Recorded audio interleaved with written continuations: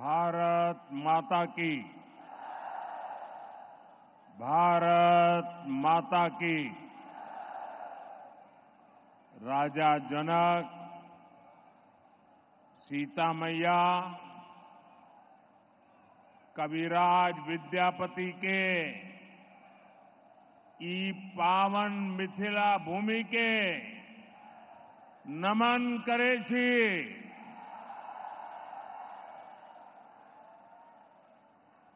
ज्ञान, धान, पान, मखान, ये समृद्ध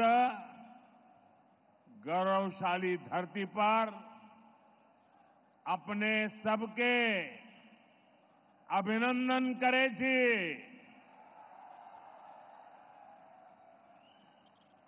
बिहार के राज्यपाल श्रीमान राजेंद्र अर्लेकर जी, यहां के लोकप्रिय मुख्यमंत्री श्रीमान नीतीश कुमार जी, केंद्रीय मंत्रिमंडल में मेरे सहयोगीगण, बिहार के उप मुख्यमंत्री विजय कुमार सिन्हा और श्री सम्राट चौधरी जी, दरभंगा के सांसद भाई गोपाल जी ठाकुर, अन्य सभी सांसदगण, विधायकगण, अन्य महानुभाव, मिथिला के मेरे प्यारे भाई और बहनों, आप सभी को प्रणाम। साथियों, आज पड़ोसी राज्य झारखंड में पहले चरण के लिए मतदान हो रहा है।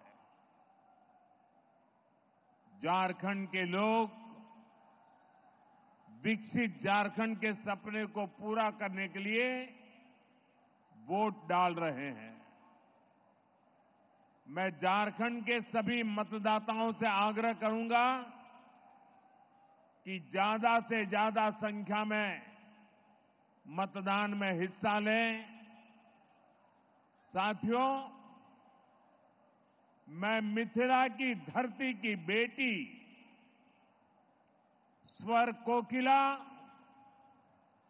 शारदा सिन्हा जी को भी श्रद्धांजलि अर्पित करता हूं।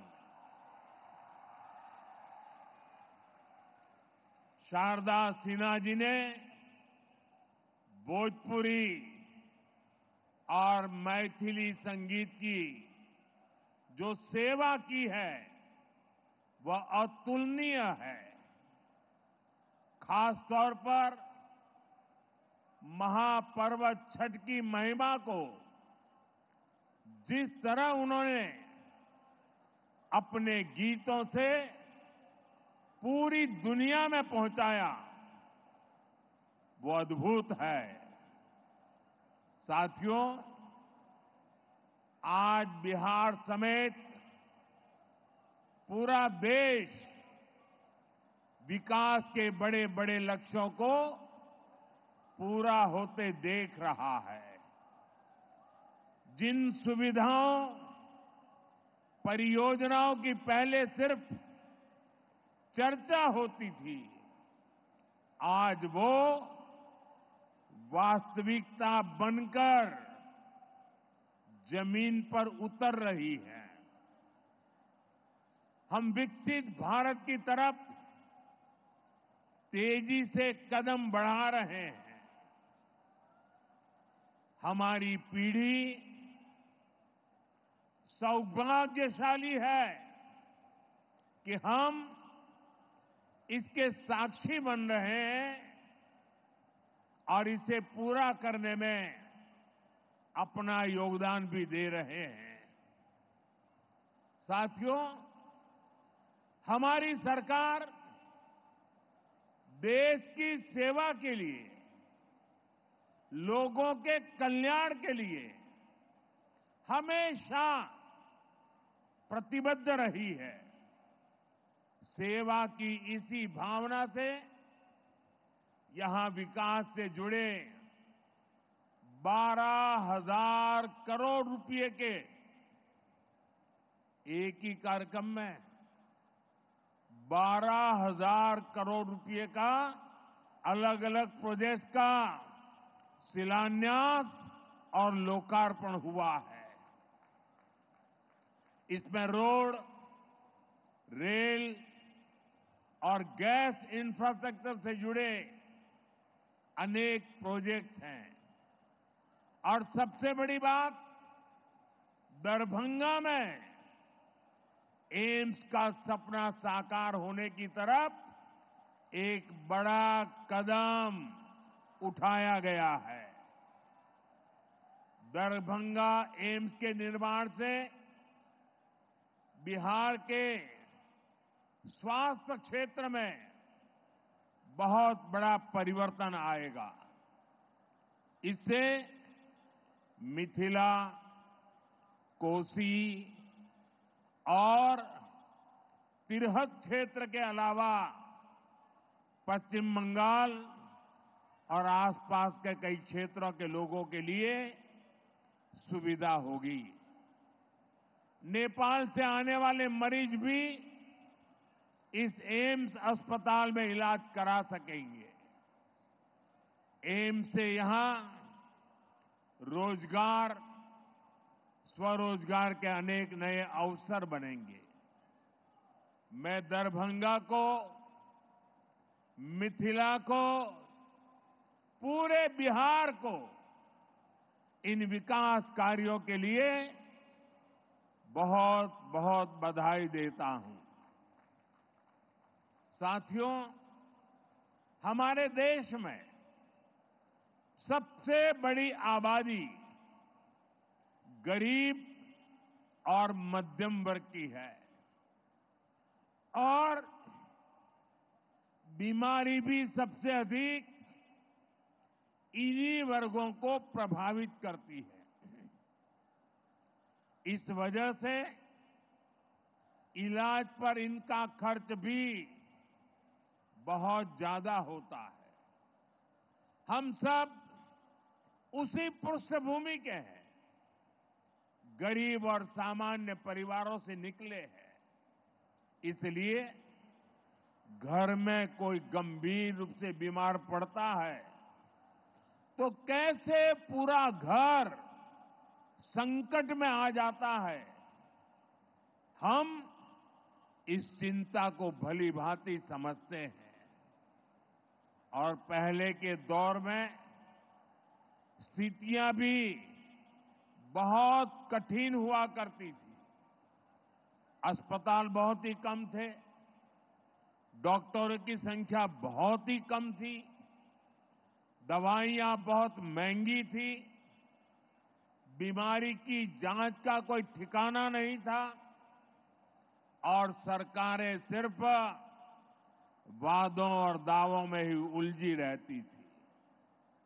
यहां बिहार में जब तक नीतीश जी सरकार में नहीं आए थे, तब तक गरीबों की इस चिंता को लेकर कोई गंभीरता ही नहीं थी। गरीब के पास चुपचाप बीमारी सहने के अलावा और कोई चारा नहीं था। ऐसी स्थिति में हमारा देश कैसे आगे बढ़ता? इसलिए पुरानी सोच और अप्रोच दोनों बदला। साथियों, हमारी सरकार देश में स्वास्थ्य को लेकर होलिस्टिक अप्रोच के साथ काम कर रही है। हमारा पहला कदम, हमारा फोकस बीमारी से बचाव पर है। दूसरा फोकस बीमारी की सही तरीके से जांच पर है। तीसरा फोकस है लोगों को मुफ्त और सस्ता इलाज मिले और सस्ती दवाएं मिले। हमारा चौथा फोकस है छोटे शहरों में भी इलाज की बेहतरीन सुविधाएं पहुंचाना, देश में डॉक्टरों की कमी को दूर करना और हमारा 5वां फोकस है स्वास्थ्य सेवाओं में टेक्नोलॉजी का विस्तार करना। भाइयों और बहनों, कोई परिवार नहीं चाहता कि उसके घर में कोई बीमारी पड़े। शरीर स्वस्थ रहे, इसके लिए योग, आयुर्वेद, पोषक खान पान का महत्व लोगों को बताया जा रहा है। फिट इंडिया मूवमेंट चलाया जा रहा है।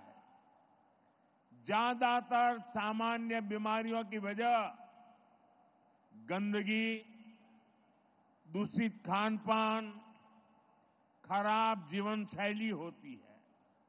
इसलिए स्वच्छ भारत अभियान, हर घर शौचालय, नल से जल जैसे अभियान चलाए जा रहे हैं।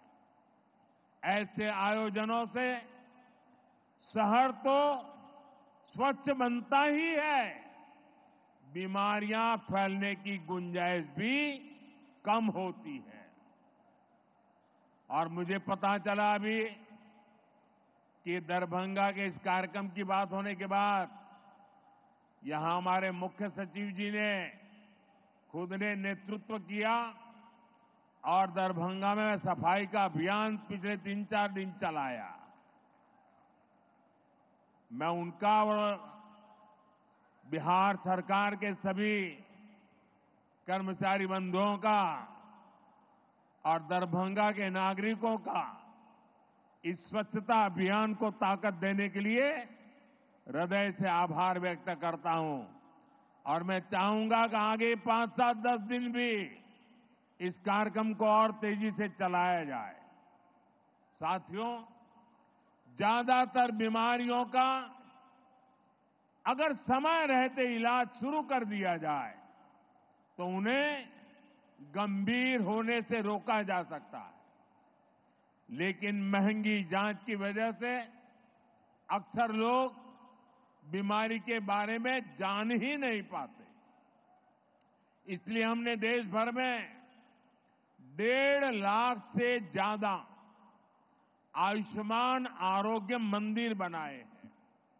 इससे कैंसर, डायबिटीज जैसी अनेक बीमारियों के बारे में शुरू में ही पता लग सकता है। साथियों, आयुष्मान भारत योजना से अब तक देश में 4 करोड़ से अधिक गरीब मरीजों का इलाज हो चुका है। अगर आयुष्मान भारत योजना न होती तो इनमें से ज्यादातर लोग अस्पताल में भर्ती ही नहीं हो पाते। मुझे इस बात का संतोष है कि इनके जीवन की बहुत बड़ी चिंता एनडीए सरकार की योजना से दूर हुई और इन गरीबों का इलाज सरकारी अस्पतालों के साथ ही प्राइवेट अस्पतालों में भी हुआ है। आयुष्मान योजना से करोड़ों परिवारों को करीब 1.25 लाख करोड़ रुपए की बचत हुई है। ये 1.25 लाख करोड़ रुपया अगर सरकार ने देने की घोषणा की होती तो महीने भर हेडलाइन पे चर्चा चली रहती। एक योजना से देश के नागरिकों के जेब में 1.25 लाख करोड़ रुपया बचे हैं। भाइयों और बहनों, चुनाव के समय मैंने आपको गारंटी दी थी कि 70 साल के ऊपर के बुजुर्ग हैं, उन सबको भी आयुष्मान योजना के दायरे में लाया जाएगा। मैंने अपनी ये गारंटी पूरी कर दी है। बिहार में भी 70 साल से ऊपर के जितने भी बुजुर्ग हैं परिवार की कमाई कुछ भी हो, उनके लिए मुफ्त इलाज की सुविधा शुरू हो गई है। बहुत जल्द सभी बुजुर्गों के पास आयुष्मान वय वंदना कार्ड होगा। आयुष्मान के साथ साथ जन औषधि केंद्रों पर बहुत ही कम कीमत में दवाइयां दी जा रही है। साथियों, बेहतर आरोग्य का हमारा चौथा कदम है छोटे शहरों में भी इलाज की बेहतरीन सुविधाएं पहुंचाना, डॉक्टरों की कमी को दूर करना। आप देखिए, आजादी के 60 सालों तक देश में सिर्फ एक ही एम्स था और वो भी दिल्ली में। हर गंभीर बीमारी के लोग दिल्ली एम्स का रुख करते थे। कांग्रेस की सरकार के समय जो 4-5 एम्स और बनाने की घोषणा हुई, उनमें कभी ठीक से इलाज ही नहीं शुरू हो पाया। हमारी सरकार ने अस्पतालों की इन बीमारियों को भी दूर किया और देश के कोने कोने में नए एम्स भी बनाए। आज देश भर में करीब 2 दर्जन एम्स है। बीते 10 सालों में देश में मेडिकल कॉलेजों की संख्या भी करीब करीब 2 गुनी हुई है। इससे इलाज की सुविधा तो मिली है, बड़ी संख्या में हमारे युवा डॉक्टर भी बने हैं। दरभंगा एम्स से भी हर वर्ष बिहार के अनेक युवा डॉक्टर बनकर सेवा के लिए निकलेंगे। और एक महत्वपूर्ण काम हुआ है, पहले डॉक्टर बनना हो तो अंग्रेजी आना जरूरी था। अब मध्यम वर्ग गरीब परिवार के बच्चे अंग्रेजी में पढ़ाई कहां करेंगे, स्कूल में इतना पैसा कहां से लाएंगे। और इसलिए हमारी सरकार ने तय किया, अब डॉक्टर पढ़ना है या इंजीनियरिंग पढ़ना है, वो अपनी मातृभाषा में डॉक्टर बन सकता है, अपनी मातृभाषा में पढ़ करके इंजीनियर बन सकता है। और एक प्रकार से मेरा ये काम कर्पूरी ठाकुर जी को सबसे बड़ी श्रद्धांजलि है। वो यही सपना हमेशा देखते थे, उस काम को हमने किया है। पिछले 10 साल में हमने मेडिकल की 1 लाख नई सीटें जोड़ी है। हम आने वाले 5 साल में देश में मेडिकल की 75,000 नई सीटें जोड़ने वाले हैं। हमारी सरकार ने एक और बड़ा निर्णय लिया है, जिसका बिहार के युवाओं को भी बड़ा फायदा होगा। हम हिंदी और दूसरी भारतीय भाषाओं में भी मेडिकल की पढ़ाई का विकल्प दे रहे हैं। मकसद यही है कि गरीब, दलित, पिछड़े, आदिवासी परिवार की संतान भी डॉक्टर बन सके। साथियों, हमारी सरकार ने कैंसर से लड़ाई का भी एक बड़ा अभियान छेड़ा है। मुजफ्फरपुर में जो कैंसर अस्पताल बन रहा है, इससे बिहार के कैंसर मरीजों को बहुत लाभ होगा। इस अस्पताल में एक ही छत के नीचे कैंसर के इलाज की सभी सुविधाएं उपलब्ध होगी। अब तक जिन मरीजों को इलाज के लिए दिल्ली, मुंबई जाना पड़ता है, उन्हें यहीं पर बेहतर इलाज मिल सकेगा। और मुझे खुशी है कि बिहार को आने वाले समय में आंख का भी एक बड़ा अस्पताल मिलने जा रहा है।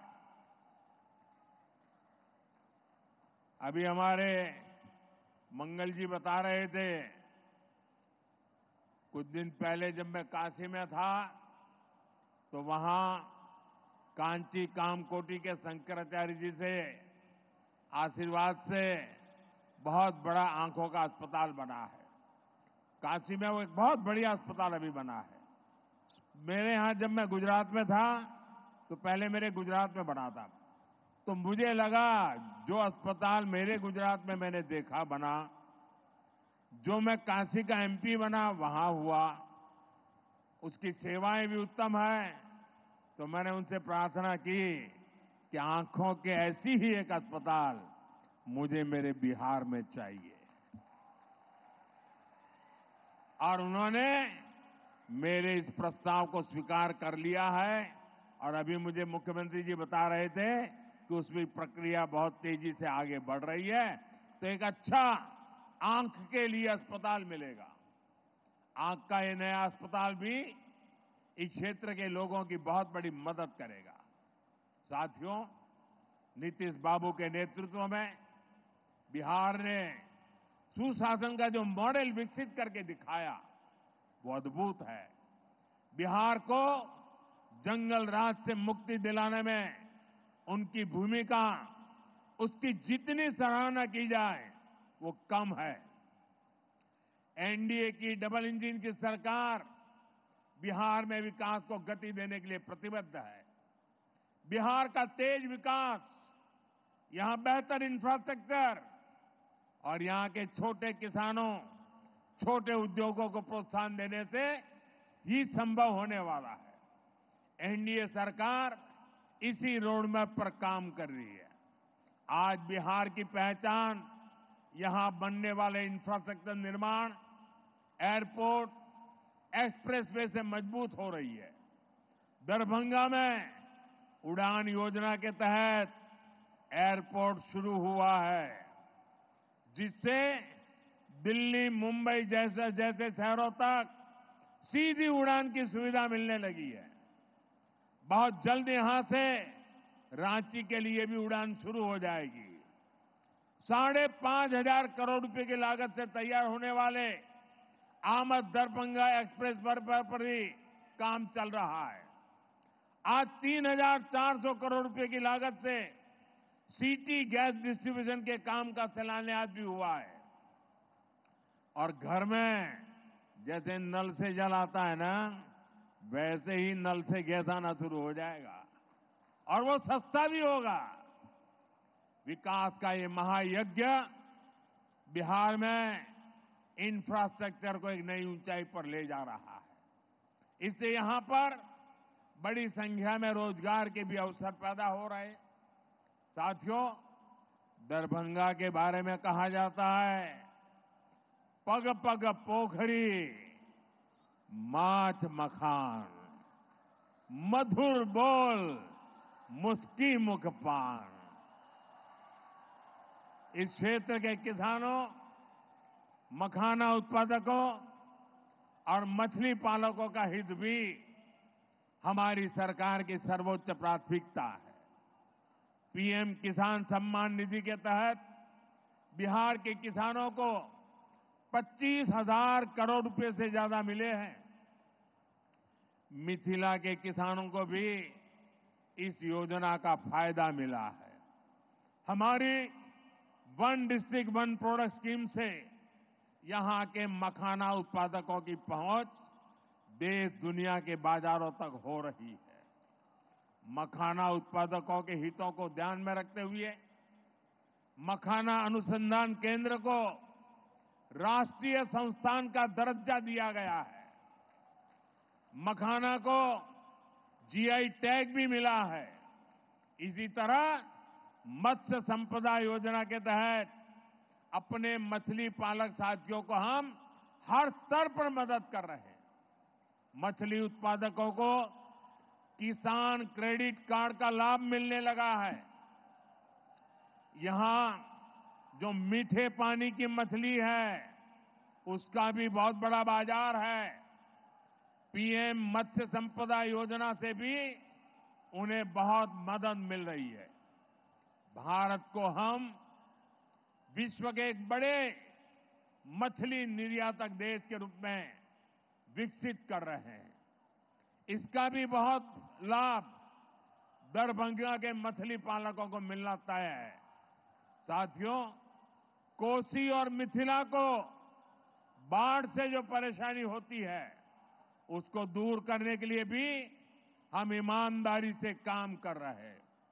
इस वर्ष के बजट में हमने बिहार की बाढ़ की समस्या से निपटने के लिए एक विस्तृत प्लान घोषित किया है।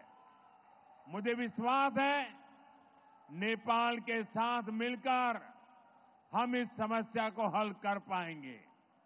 इससे जुड़े 11,000 करोड़ रुपए से अधिक के प्रोजेक्ट पर भी हमारी सरकार काम कर रही है।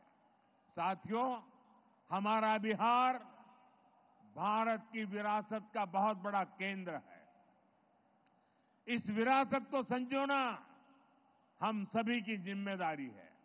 इसलिए एनडीए सरकार विकास भी और विरासत भी के मंत्र पर चल रही है। आज नालंदा विश्वविद्यालय फिर से अपना पुराना गौरव पाने की तरफ आगे बढ़ रहा है। साथियों, विविधताओं से भरे हमारे देश में अलग अलग भाषाएं भी हमारी बहुत अनमोल विरासत है। इन्हें बोलना जरूरी है, इन्हें बचाना भी जरूरी है। हाल में ही हमने पाली भाषा को शास्त्रीय भाषा का दर्जा दिया है। इस भाषा में भगवान बुद्ध के संदेश और बिहार के प्राचीन गौरव का विस्तृत वर्णन है। इसकी जानकारी युवा पीढ़ी तक पहुंचाना जरूरी है। और मैं आपको याद दिलाना चाहूंगा, ये एनडीए सरकार ही है जिसने मैथिली भाषा को संविधान की 8वीं अनुसूची में शामिल किया था। झारखंड में भी मैथिली को द्वितीय राज्य भाषा दर्जा प्रदान किया गया है। साथियों, हमारी सांस्कृतिक समृद्धि के दर्शन यहां दरभंगा में, मिथिलांचल में कदम कदम पर होते हैं। माता सीता के संस्कार इस धरती को समृद्ध करते हैं। एनडीए सरकार देश भर के 1 दर्जन से अधिक शहरों को रामायण सर्किट से जोड़ रही है। इसमें हमारा दरभंगा भी शामिल है। इससे इस क्षेत्र में पर्यटन को बल मिलेगा। दरभंगा सीतामढ़ी अयोध्या रूट पर अमृत भारत ट्रेन से भी लोगों को बहुत मदद मिली है। साथियों, आपसे बात करते हुए आज मैं दरभंगा स्टेट के महाराजा कामेश्वर सिंह जी के योगदान को भी याद कर रहा हूं। आजादी के पहले और बाद में भारत के विकास में उनका महत्वपूर्ण योगदान रहा है। मेरे संसदीय क्षेत्र काशी में भी उनके कार्यों की बहुत चर्चा होती है। महाराजा कामेश्वर सिंह के समाज कार्य दरभंगा का गौरव है, हम सभी के लिए प्रेरणा है। साथियों, दिल्ली में, केंद्र में मेरी सरकार और यहां बिहार में नीतीश जी की सरकार मिलकर बिहार के हर सपने को पूरा करने के लिए काम कर रही है। हमारी विकास और जन कल्याण योजनाओं का ज्यादा से ज्यादा लाभ बिहार के लोगों को मिले, यही हमारा प्रयास है। मैं एक बार फिर दरभंगा एम्स के लिए, अन्य विकास परियोजनाओं के लिए आप सभी लोगों को बहुत बहुत बधाई देता हूं। आने वाले नेमान पर्व की भी आप सभी को बहुत बहुत शुभकामनाएं। मेरे साथ बोलिए, भारत माता की, भारत माता की, भारत माता की। बहुत बहुत धन्यवाद। हृदय से धन्यवाद मान्यवर। आप सब